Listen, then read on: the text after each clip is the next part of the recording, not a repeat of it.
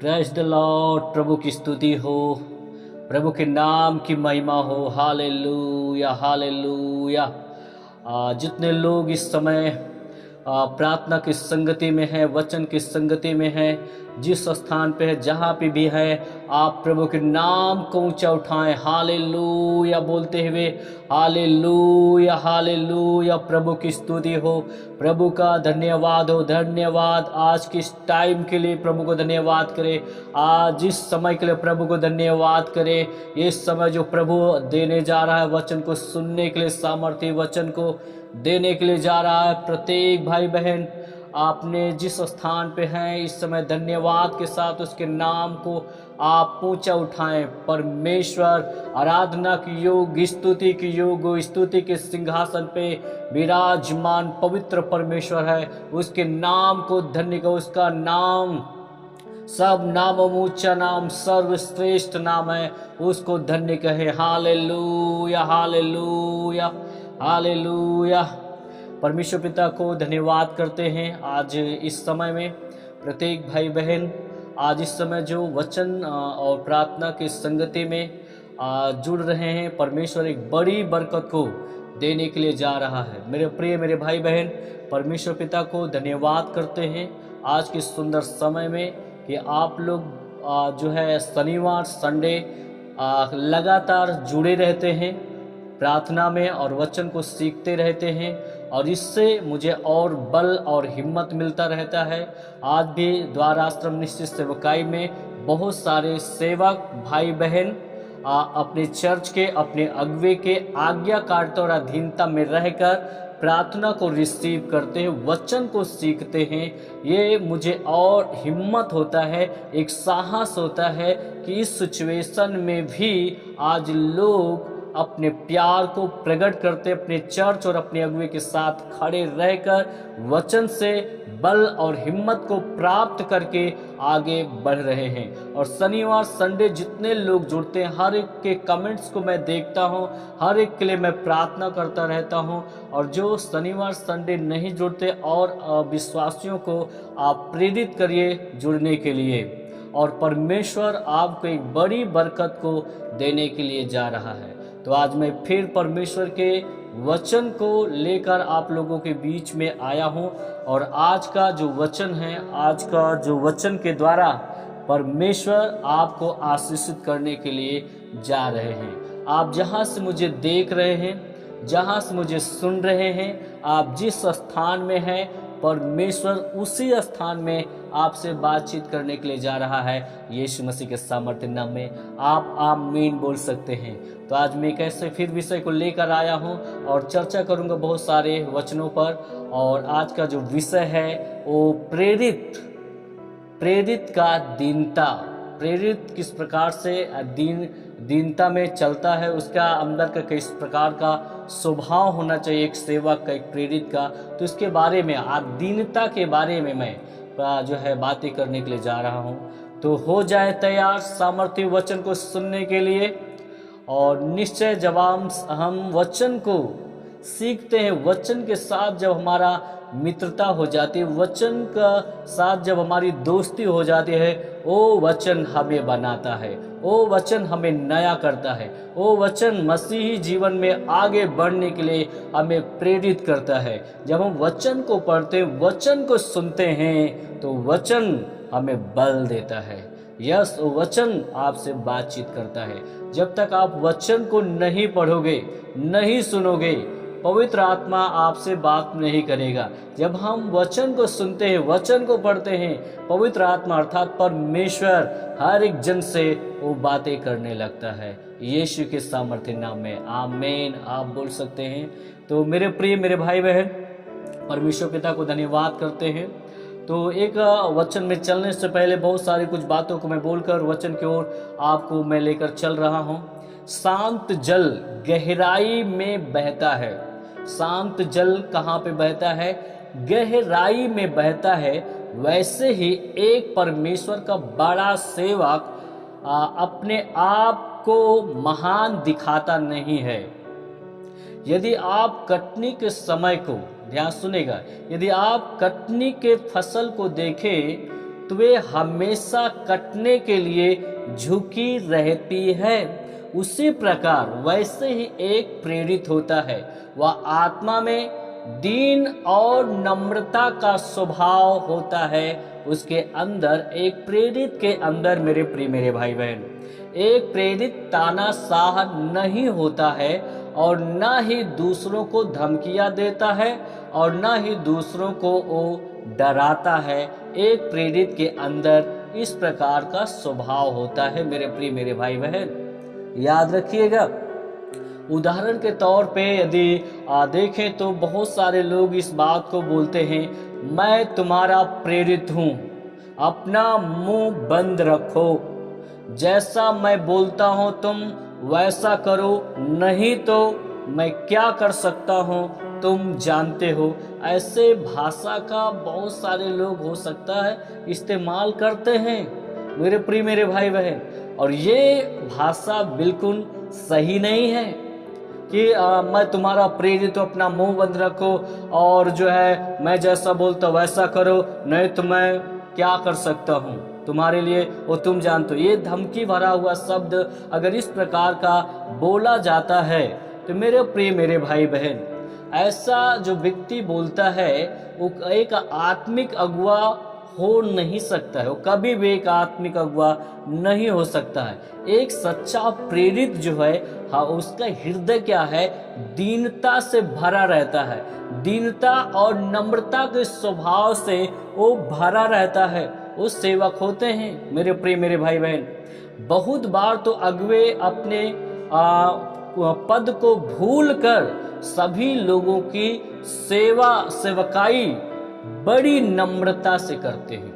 कई बार ऐसे प्रेरित हैं, सेवक हैं जो अपने पद को भूलकर वो बड़ी नम्रता पूर्वक वो क्या करते, सेवकाई को करते रहते हैं। जैसा परमेश्वर का वचन यहाँ पे लिखा है, मैं मत्ती 20 उसका 28 वचन को आप लोगों के सामने रख रहा हूँ और इस वचन को आप बहुत ही ध्यान से सुने। यहाँ पे क्या लिखा है, जैसे कि मनुष्य का पुत्र वह इसलिए नहीं आया कि उसकी सेवा टहल की जाए, परंतु इसलिए आया कि आप सेवा टहल करें और बहुतों की छुड़ौती के लिए अपना प्राण दे। मेरे भाई बहन, यहाँ पे आपने सुना, मनुष्य का पुत्र इसलिए नहीं आया कि उसकी सेवा टहल की जाए, परंतु वह इसलिए आया कि वह खुद स्वयं उस सेवा टहल करे और बहुतों के छुड़ौती के लिए अपना प्राण दे। देखो मेरे भाई बहन, जब फसह का अंतिम पर्व था तो यीशु मसीह रोटी और दाख रस लेकर अपने चेलों को संबोधित करता है। ये लो, रोटी तोड़ा और कहा, ये लो मेरी देह है जो बहुतों के लिए तोड़ी जाती है। ये लो, दाख रस को उसने जो है कटोरा में लेकर बांटता है, कहता ये लो, ये लहू है जो बहुतों के लिए ये मेरा खून बहाया जाता है। तो यहाँ पे वही बातें प्रभु बताता है कि जो है और बहुतों की छुड़ौती के लिए अपना प्राण दे। पूरी दुनिया के पाप और गुनाहों के लिए यीशु मसीह ने क्या किया, बलिदान हो गया, अपने आप को यीशु दे दिया। मेरे भाई बहनों, क्या कहता, मनुष्य का पुत्र इसलिए नहीं आया है कि उसकी सेवा टहल की जाए, बल्कि इसलिए आया कि खुद स्वयं वो सेवा टहल करे। यहाँ पर एक दीनता, एक नम्रता को दिखाता है, दर्शाता है ये वचन कि हमें किस प्रकार से सेवक होना चाहिए, एक प्रेरित होना चाहिए कि हम अपनी सेवा नहीं, हम अपनी सेवा कराने के लिए नहीं, बल्कि हम सेवा करने के लिए नियुक्त किए गए हैं। जी हाँ मेरे भाई बहन, जिस तरह से मूसा ने अपने मुख पर छाई हुई महिमा को नहीं पहचाना, याद रखिएगा, 40 दिन 40 रात मूसा चले गए थे सीनै के पर्वत पर, और जब वहां से उतरे 40 दिन के बाद उसके चेहरे पे महिमा चमक रही थी, किरण चमक रहे थे, उसको कोई देख नहीं पा रहा था। मूसा इस बात से अनजान था, नहीं समझ पाया। जब उसको बताया गया था अपने सिर पर ओढ़नी को डाला, तो मूसा के मुख पर क्या था? महिमा में एक छाया थे, उसको नहीं पहचान पाया।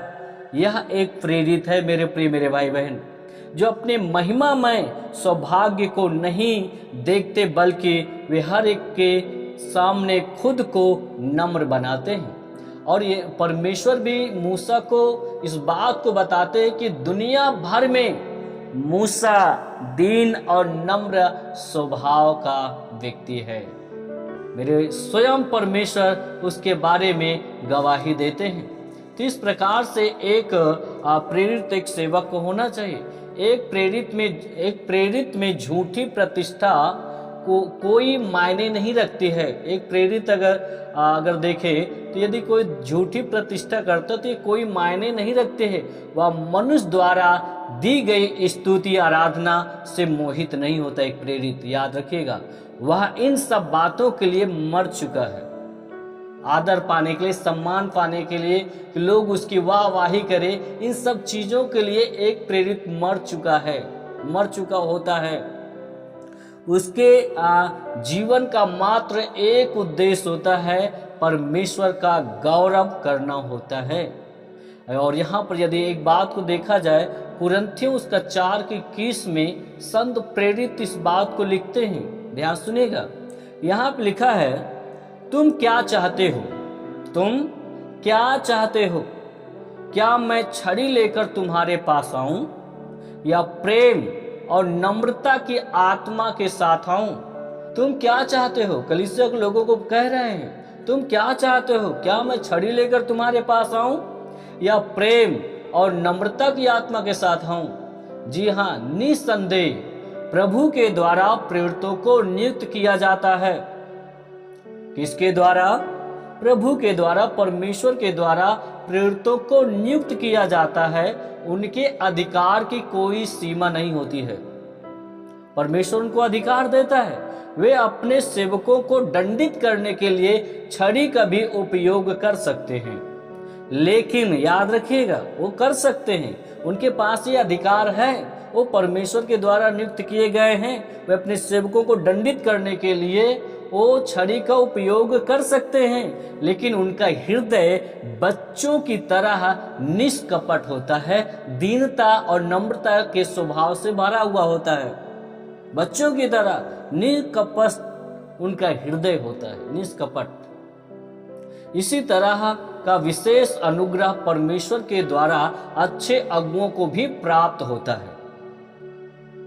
ऐसे प्रेरित जो सभी के मुंह से वाहवाही सुनना चाहते हो, वह प्रेरित नहीं हो सकता है। ऐसे भी प्रेरित हैं, अगर है तो यदि वो मनुष्य के द्वारा वाहवाही पाना चाहते हैं तो वो प्रेरित नहीं हो सकते हैं मेरे प्रिय मेरे भाई बहन। और यहाँ पर अगर एक और वचन की ओर चलें तो मसीह का नम्रता को कौन इनकार कर सकता है? मसीह यीशु के नम्रता का कौन इनकार कर सकता है? कोई भी इनकार नहीं कर सकता है मसीह के नम्रता को।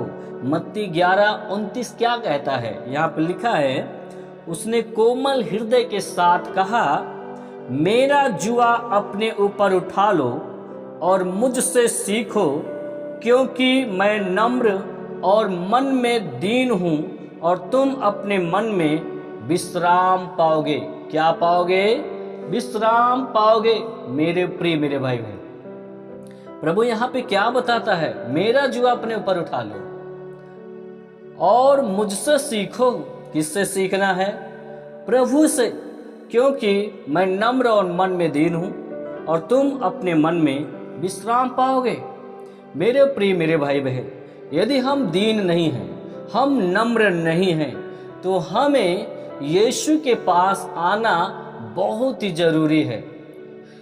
जब हम दीन और नम्र नहीं हैं, हम दीन बनना चाहते नहीं बन पाते हैं, हम नम्र बनना चाहते नहीं बन पाते हैं, तो मेरे प्रिय मेरे भाई बहन, यदि हम यीशु के पास आएं और उससे सीखें, तो ये संभव है कि यीशु के द्वारा, यीशु के वचनों को जब हम सुनते हैं, अपने जीवन में लागू करते हैं, तो हम दीन और नम्रता वाले व्यक्ति बन जाते हैं।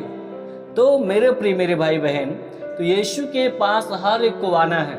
यीशु हर एक चीज़ों को वो सिखाएगा किस प्रकार से हमें एक प्रेरित, एक सेवक का जीवन हमें व्यतीत करना चाहिए। परमेश्वर से अच्छा, पवित्र आत्मा से अच्छा हमें कोई सिखा नहीं सकता है। आमीन आप बोल सकते हो।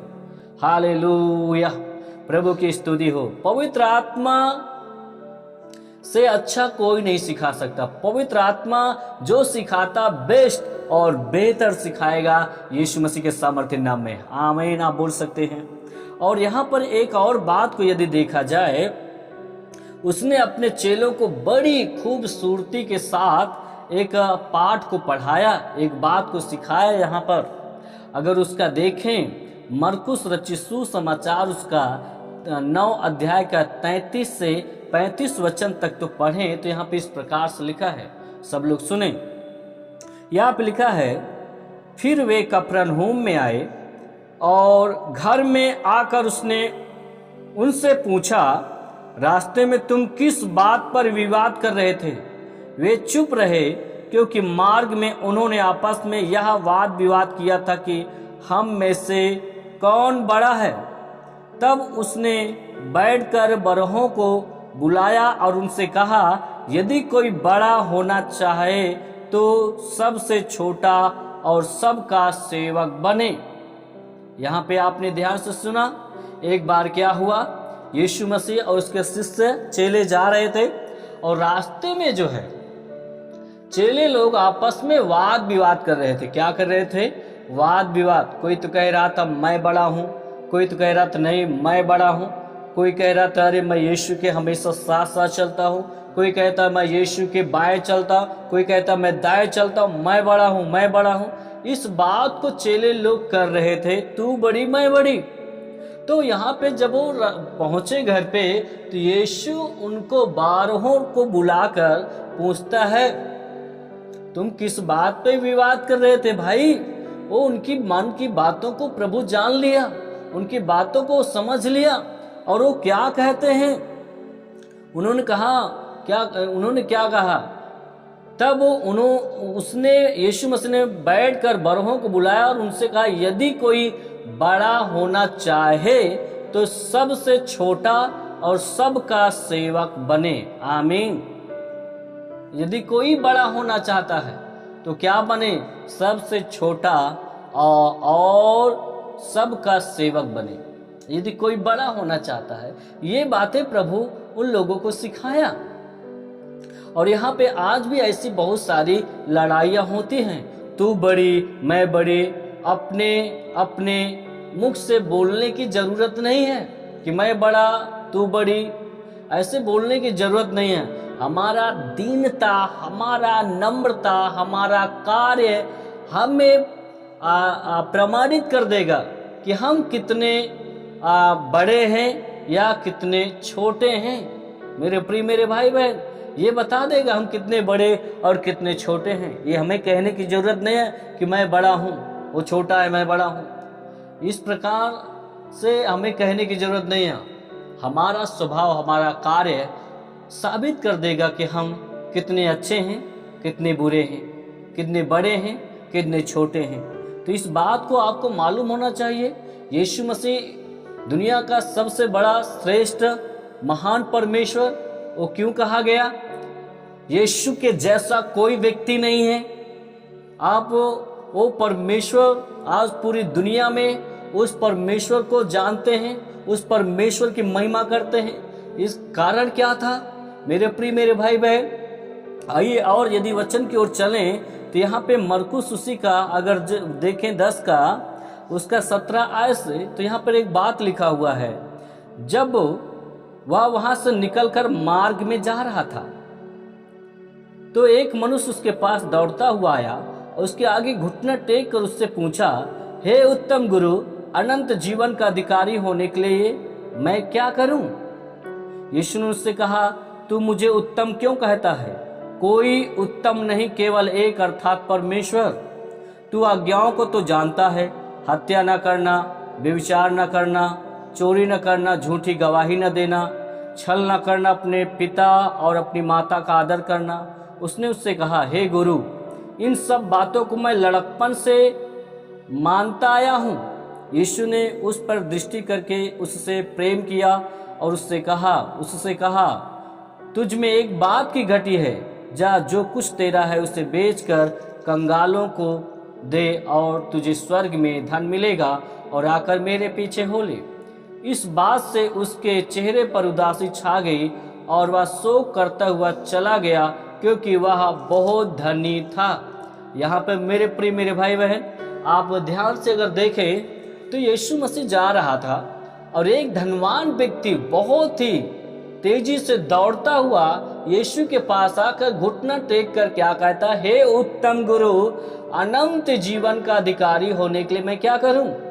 वहां पर यीशु ने क्या कहा, तू मुझे उत्तम क्यों कहता है? उत्तम केवल एक है और वो है परमेश्वर। यहाँ पर अगर इस बात को अगर देखा जाए, उत्तम तू मुझे क्यों कहता है, उत्तम तो एक ही है, वो परमेश्वर है। यहाँ पर मेरे भाई बहन, उस समय में यहूदियों के परंपरा में जो उत्तम जो शीर्षक जो शब्द है, सिर्फ मात्र परमेश्वर को ही बोला जाता था। और इस बात को वो प्रभु उसको समझाना चाहता है। और वो जो है जवान जो व्यक्ति था, यीशु मसीह को एक गुरु, एक टीचर, एक शिक्षक के रूप में देखकर उत्तम गुरु कह रहा है। और प्रभु कहता, तू मुझे उत्तम क्यों कहता है? उत्तम एक है, वो परमेश्वर। यहाँ पर एक बात को अगर देखा जाए तो यीशु मसीह अपने ईश्वरी होने का इनकार नहीं कर रहा है, बल्कि उस जवान व्यक्ति को समझाना चाहता है, क्योंकि वह बचपन से व्यवस्था की पुस्तकों को, व्यवस्था की बातों को मानने का क्या कर रहा है, दावा कर रहा है। ये जरूरी नहीं कि एक धर्म का जो अभ्यास करने वाले जो लोग हैं वो परमेश्वर का आज्ञाकारी हों। वो कई बार तो दिखावटीपन हो जाता है, कई बार तो दिखावटीपन भी हो जाता है।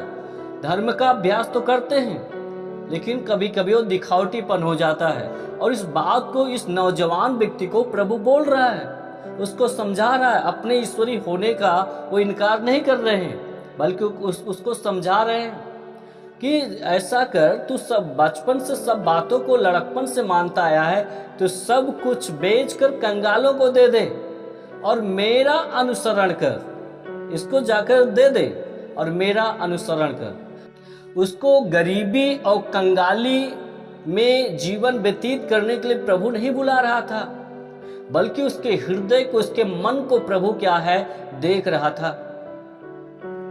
उसके हृदय, उसके मन को जांच रहा था, प्रभु देख रहा था।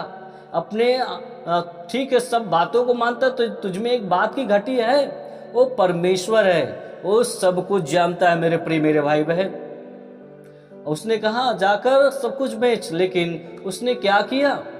वहां पर यीशु उसको कहता, बेच कर मेरा अनुसरण कर, मेरे पीछे चल और तुझे स्वर्ग में धन मिलेगा। उसको गरीबी में, कंगाली में जीवन जीने के लिए प्रभु नहीं बुला रहा था, बल्कि एक क्रांतिकारी शिष्य की तरह उसको बुला रहा था। लेकिन वो बात नहीं समझ पाया और वो क्या किया? निराश होकर वो चला गया। यहाँ पे एक बात को स्पष्ट है कि प्रभु की बातों को उसने ध्यान नहीं दिया। वो जल्दी से तो आया तो था, लेकिन ये धनवान व्यक्ति यीशु की बातों को नहीं सुना, ये यीशु की बातों को नहीं समझ पाया और उदास होकर चला गया। मेरे भाई बहन, ये जवान व्यक्ति बगैर दूसरों का सेवक बने उस स्वर्ग के राज में प्रवेश करना चाहता था। और यहाँ पर अभी इसी चीज को प्रभु बताया। अगर उसका 9:36 देखे तो उसने एक बालक को लेकर उसके बीच में खड़ा किया, उससे गोद में लेकर उनसे कहा, जो कोई मेरे नाम से ऐसे बालकों में से किसी एक को भी ग्रहण करता हुआ मुझे भी ग्रहण करता है, और जो कोई मुझे ग्रहण करता हुआ मुझे नहीं वरन मेरे भेजने वाले को ग्रहण करता है। मतलब वो यीशु को ग्रहण न किया, यीशु की बातों को यदि ग्रहण मानता तो इसका मतलब वो यीशु को ग्रहण किया। और वहां पे उसने बगैर दूसरों का सेवक बने उस स्वर्ग के राज्य में प्रवेश करना चाहता है। और यहाँ पे अभी बताया कि जो कोई बड़ा बनना चाहता है वो छोटा बने और सबका सेवक बने। और यही बात इसके अंदर घटी था, और ये बगैर दूसरों का सेवक बने वो स्वर्ग के राज में प्रवेश करना चाहता था। और यहाँ पे मेरे प्रिय मेरे भाई बहन, और यही बात को वो यीशु मसीह एक जगह पे और बताता है। उदाहरण के तौर पे यदि देखें लूका रचित सुसमाचार उसका 18 का 9 से 14 आयत तक में, तो वहाँ पे मंदिर में 2 लोग प्रार्थना करने के लिए जाते हैं। कितने लोग? 2 लोग, एक फरीसी और एक चुंगी लेने वाला। वो गए प्रार्थना करने के लिए। और जो फरीसी था और उसने क्या किया, खड़े होकर और वो प्रार्थना इस प्रकार से करने लगा, परमेश्वर पिता मैं तेरा धन्यवाद करता हूँ, मैं सप्ताह में 2 बार उपवास करता हूँ और मैं भेंट और दशवांश देता हूँ। मैं जो है इस चुंगी लेने वाले के समान व्यभिचारी और अन्यायी व्यक्ति नहीं हूँ। मतलब वो व्यक्ति अपनी योग्यता को वो दर्शा रहा, अपनी योग्यता को बता रहा प्रभु के सामने।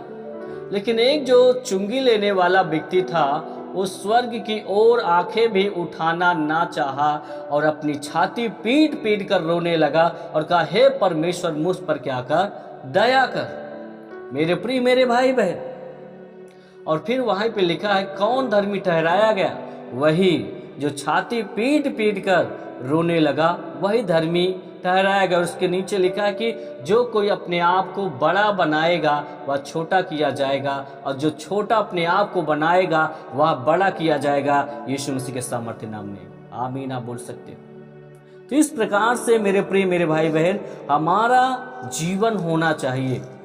इस प्रकार से कुछ प्रेरितों को अपने सेवाकार के अधिकार का फायदा उठाते हुए लोगों पर हुकूमत चलाते हैं, हुकूमत चलाने की कोशिश करते हैं। यह दयनीय हालात है मेरे प्रिय मेरे भाई बहन।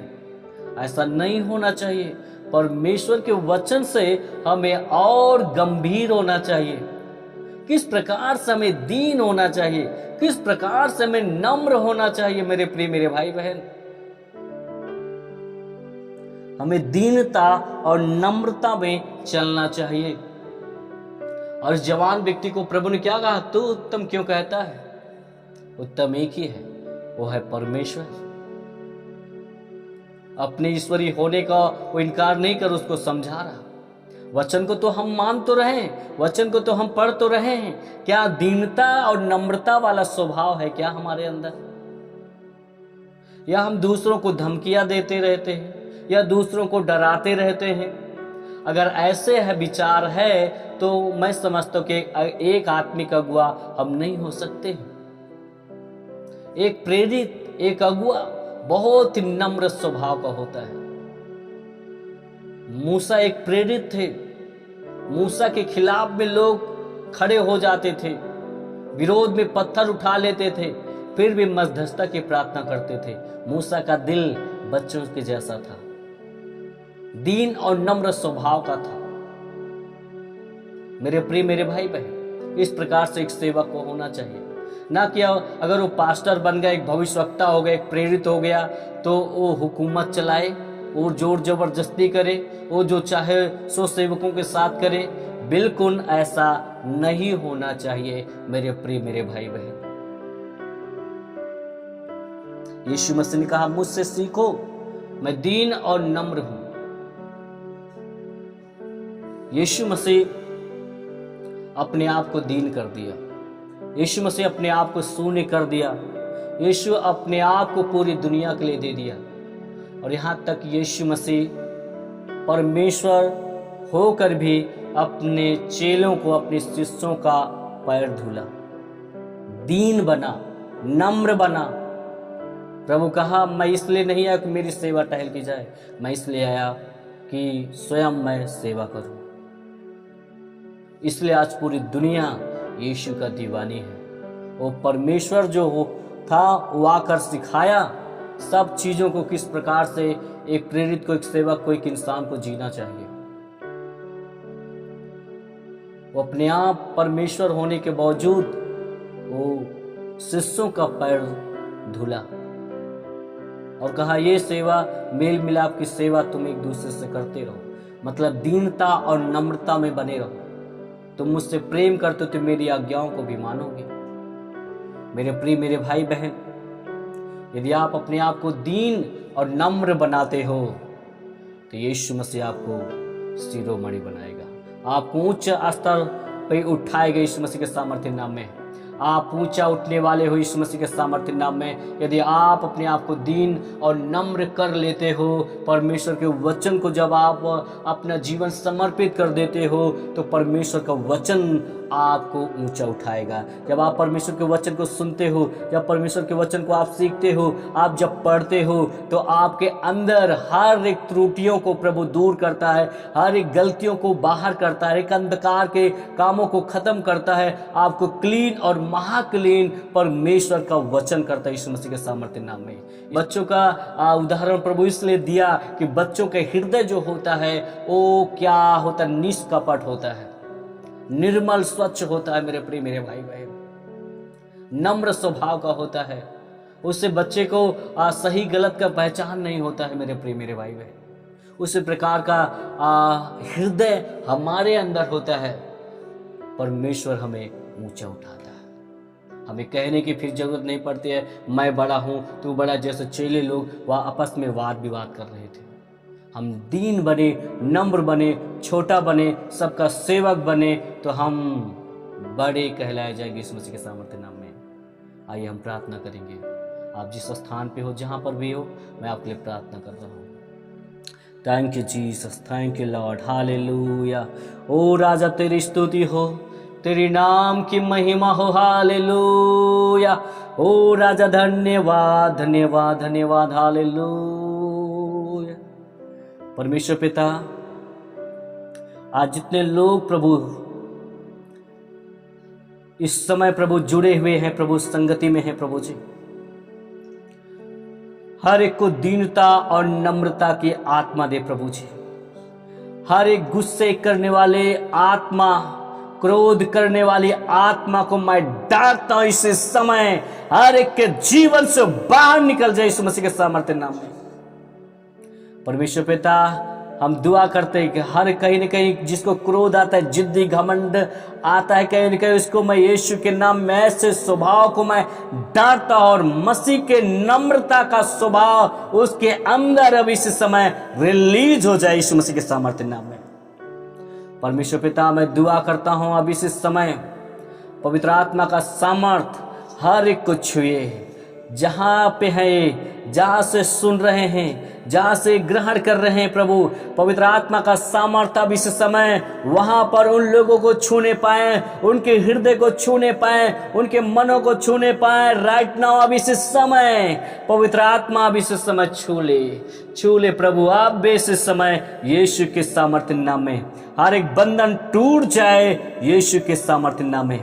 पिता तेरा धन्यवाद करता हूं और परमेश्वर पिता, आपके वचन में, आपकी आत्मा में हर दिन एक बढ़ते जाए यीशु मसीह के सामर्थ्य नाम में। पिता तेरी स्तुति करता हूं प्रभु, तेरे नाम की महिमा करता हूं प्रभु जी, धन्यवाद करता हूं प्रभु जी। इन सिचुएशन में जैसे साप्ताहिक नहीं मिल पाते हैं, इस सोशल मीडिया के माध्यम से लाइव में प्रभु लोग जुड़कर प्रभु जी आशीषों को प्राप्त कर रहे हैं। बहुतों को प्रभु आप आशीषित करें प्रभु जी। ओ लॉर्ड, धन्यवाद करता हूं प्रभु। आपका आश्चर्य कर्म, कोई भी सिचुएशन है, कोई भी हालात हो, आपका कार्य कभी रुकता नहीं है। आप चिन्ह और चमत्कार को करना बंद नहीं करते हैं। आप इस समय हर एक के जीवन में तेरा वचन जो सुनाया गया वो कार्य करने पाए यीशु मसीह के सामर्थ्य नाम में। पिता तेरा धन्यवाद करता हूँ, हालेलुया, ओ हालेलुया। राजा तेरी स्तुति हो, ओ तेरी नाम की महिमा हो, ओ स्तुति हो, धन्यवाद, हालेलुया हालेलुया हालेलुया।